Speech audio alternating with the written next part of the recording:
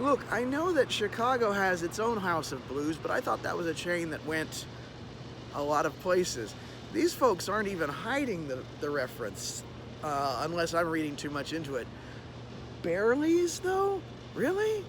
Is this honestly Chicago-style blues? Huh.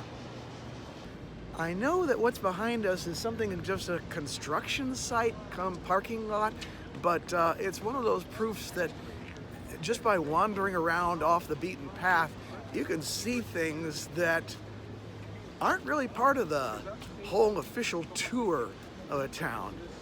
It's kind of interesting in its own right. And sometimes it's just a matter of paying attention to something you missed along the way, which it kind of almost requires having a tourist's eyes for.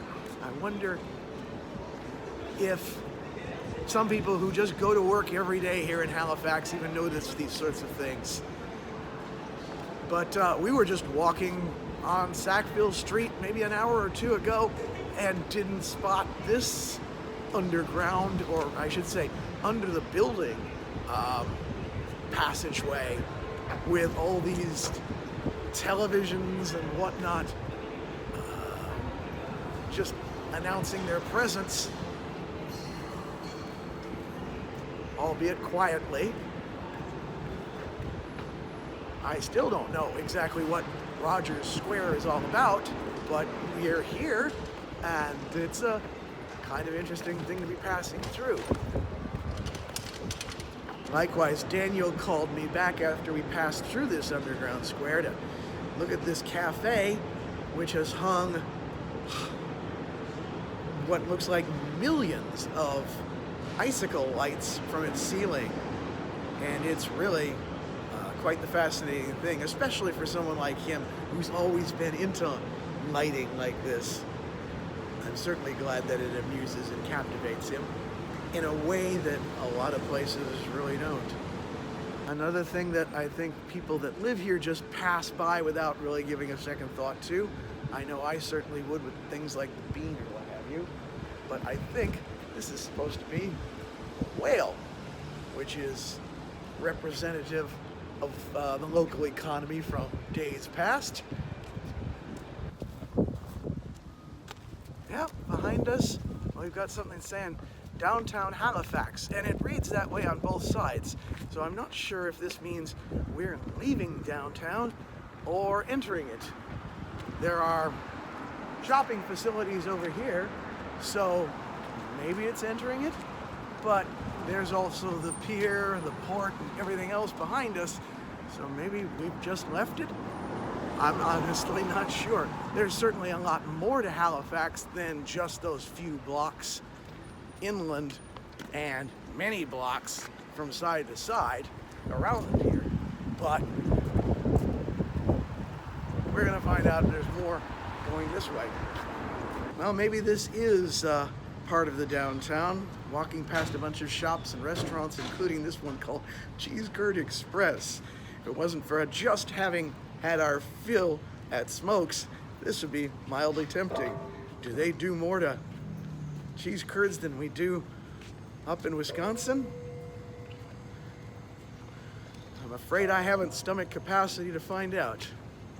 We're wandering through the Halifax Public Garden, the main park in the city, just kitty corner from the Citadel, a little bit further inland, and kind of looks a little like the Sydney Botanical Garden. Not quite as large, but this isn't nearly as large of a city as Sydney. I mean, the one in Australia, not the one further up in Nova Scotia. Yeah, now I have to be more specific about that sort of thing. They've got quite an arrangement outside this gazebo, and there are a fair number of people just sitting around. Maybe they're catching their breath, maybe there's a performance that's going to be held there at some point. I don't know. It's certainly a venue that could be serving for that, but I'm not sure whether there's anything scheduled or not. Okay, it seems like the crowds that are sitting down there by the gazebo are actually members of a tour group, I think from the Norwegian, I don't even remember the name of the ship, that's in here at the same time we are. With all due respect to Kakotok, This is definitely a much larger, and as it so happens, much older fountain, dating from 1887. And so a lot more impressive in some respects, but that's what happens when you have a large town like this. Halifax is about 300,000 or so in the city proper, and something about twice that for the entire metropolitan area. So this is not a small place by any stretch of the imagination. Daniel and I are trying to make our way to the north end, shopping and dining district, and while we're not interested in dining, maybe a little shopping wouldn't hurt.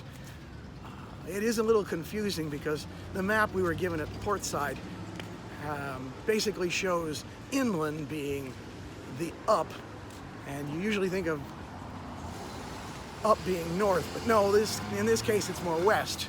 So we've moved about as far west as we ever intended to. And passing by the gardens, we're about, I'm gonna say, maybe a kilometer inland, I'm not sure. In any case, we'd already had about 7,500 steps taken in by lunchtime. We've got a long way to go before we need to be on the ship. Hopefully we can make it to the north end and back with plenty of time to spare. I'd like to hope also that we don't get too terribly tired of it, because this is probably our one chance to ever hang out in Halifax. But for now, I'm just gonna keep following down Summer to Agricola and see where it leads us. Take this for whatever you think it's worth, but yeah, we're in Canada. Now, our map doesn't show every street on it, so we're not entirely sure where we are, but I think this is basically Halifax Commons that we're going past on this side. So, if that's the case, we should be well on the way we want to be. The interesting thing is, the map suggests that the north end is like a mile away from Halifax Common. We haven't gone nearly that far, and I think we're starting to come across some cafes and shops already, as well as some rather nice houses that kind of remind me of the ones in San Francisco, except for the fact that, you know, we're not on such big hills. Okay, I'm kind of tempted to march into this place and say, "Hi there, I'm Randy, I'll take a pizza." I probably wouldn't be able to get away with it anyway. I've been to a restaurant that was actually founded and owned by a guy with my full name, and they still wouldn't let me have a free meal. So, well, they've got crowds here that we didn't see in the alfresco district downtown. Maybe it's more that time of day, but at the same time, I think it's well after 1 o'clock, so it's not exactly a lunch hour at this point.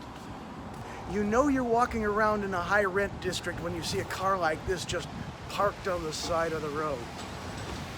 I guess if you can afford a house around here, you can afford one of those things.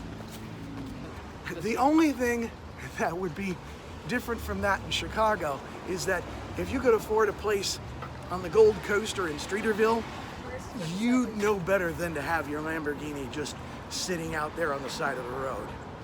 It'd never survive. And I'm not talking just because of the weather. Well, we've made our way through the north end, and we've just reached North Avenue. So we're going to be heading our way back down to Barrington, and from there back to the pier. I think this is about as far as we are willing to walk.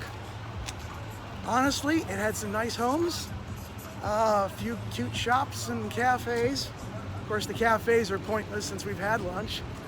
Heck, I don't think we're even going to have dinner tonight on the ship. Not like we can't, but it's just not in the mood for it.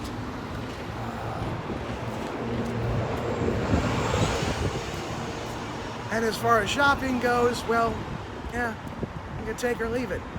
It's just little boutiques for the most part. Not our sort of thing, unfortunately. So far, we haven't even found souvenir places, although I'm sure we'll manage something like that at the pier, if nowhere else. We'll see what we can do.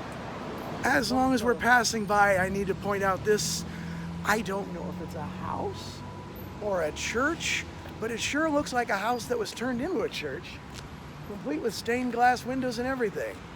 That's kind of cool. it does blend into the environment.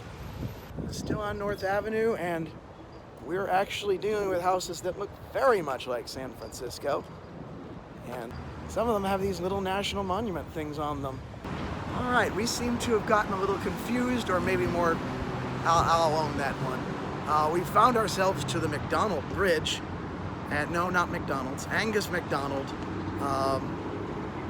And no, I guess that's not their first prime minister. I think that was James. They've got a lot of McDonald's here, and I'm not talking about the restaurant. Anyway, we're definitely in the wrong place, and I think we need to head back inland a little bit.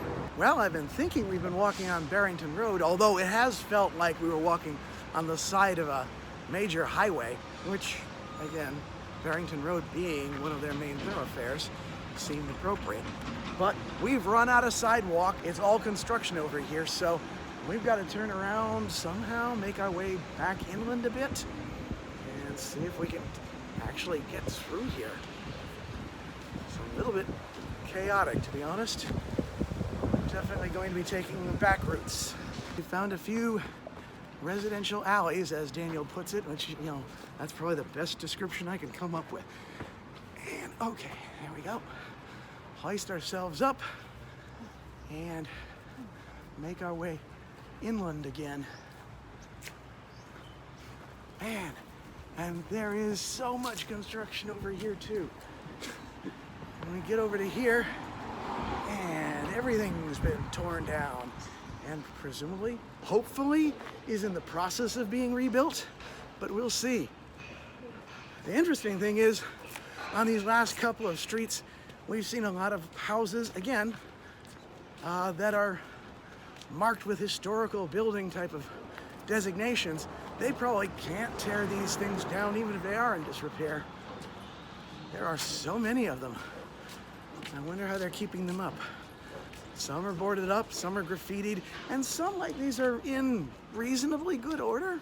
But I can't imagine what it would take as far as upkeep on one of these things.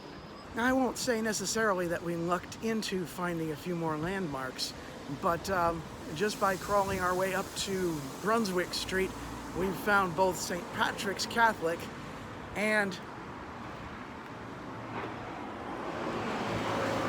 St. George's Church, which is unusually built in a round shape, both with the building itself and the dome on top. These are both historical churches here in Halifax, and from competing denominations, if you want to call it that. But we still have not found our way back to Barrington Road. Or is it Barrington Street? It was an interesting encounter. As I've been taking footage of St. George's and walking along Brunswick Avenue here, some guy just walked up to me, asked me what I was doing. I told him I was filming myself. He says, well, can I take a picture of you? And I'm like, I'm taking a picture of myself. That's fine. I'm good. And he's like, well, then don't take a picture of me. I don't trust you either. I wasn't taking a picture of him. Still am not, although I suppose he's still back there, maybe about a block and a half behind us now. Why would I hand my phone to a complete stranger when I can film myself? Very strange question. All right, I think we've made our way back to Barrington Street, and which is where we were before we ran out of sidewalk. So we've got this one roundabout that we didn't track around because we were chased off of there. In any event, we're passing by something that I thought for a moment might be the Nautical Museum, but apparently, as far as the map suggests, it might be the local casino. So, yeah, I guess that explains why it looks so elaborate and all that. I want to attract as much attention as possible from everywhere.